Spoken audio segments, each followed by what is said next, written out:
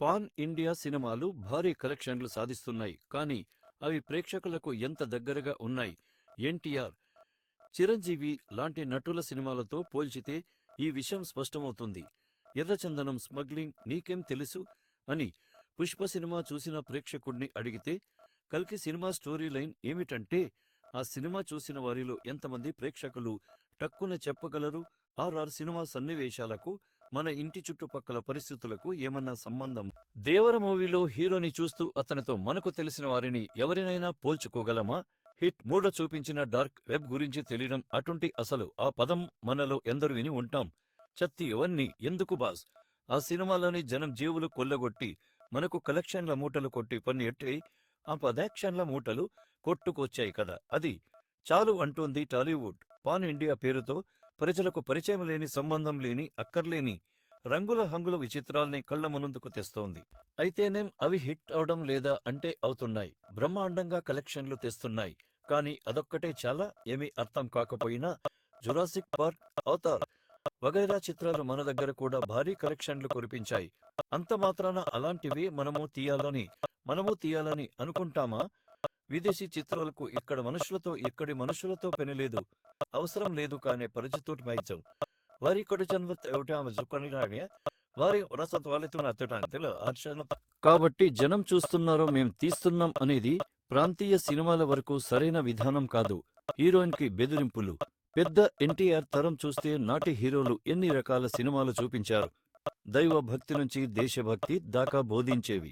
అవినీతి అరికట్టమని, అన్యాయాన్ని ఎదిరించవని, రక్త సంబంధాలకు విలువయమని, రాజకీయాలను బాగు చేయమని సందేశవానిచేవి. ఇలా సామాజిక శైలితో ముడిపడిన సినిమాలలో ఎన్నో వచ్చాయి. మంచి చెడు రెండి తమ చుట్టూ ఉన్న పరిస్థితుల నుంచి సినిమాలు సృష్టించాడు కాబట్టే ఎన్టీఆర్ అనే వ్యక్తిని జనం తమ అన్నగా గుండెల్లో పెట్టుకుని ఆరాధించారు. పార్టీ పెట్టిన 6 నెలల్లోనే సీఎంని చేసి నెత్తిన పెట్టుకున్నారు. క్షమాపణలు చెప్పిన డైరెక్టర్. ఆ తర్వాత డ్యాన్సులు, ఫైట్లకు పెద్దపీట వేసిన చిరంజీవి తరం కూడా జనరంజక సినిమాలని, అది కూడా జనజీవన స్రవంతికి దూరం కాకుండానే అందించింది. తొలి దశలో చేసిన అభిలాష, స్వయం కృషి, ఛాలెంజ్ల నుంచి రాజకీయాలకు ముందు చేసిన దాకా మన సమాజంతో ముడిపడిన కథాంశాలతో చేశాడు కాబట్టే చిరంజీవి ఒక పార్టీ పెట్టి 19 సీట్లు, 50 లక్షల ఓట్లు దక్కించుకోగలిగాడు. అయితే ఇక్కడ సినిమా నటులు అందరూ రాజకీయాల్లోకి రావాలని ఈ విషయాలు చెప్పడం లేదు. వారి వృత్తికి, ఎంచుకున్న రంగానికి, చేసే పనికి ప్రజలతో మమేకమైతే అది ఎంతగా ప్రజల్లో వారిపై ఆదరణ పెంచుతుందో సోదాహరణగా చెప్పడమే ఉద్దేశ్యం. ప్రజల మీద తీవ్రమైన ప్రభావాన్ని చూపే శక్తి సినిమాలకి ఉంది అనడం నిస్సందేహం.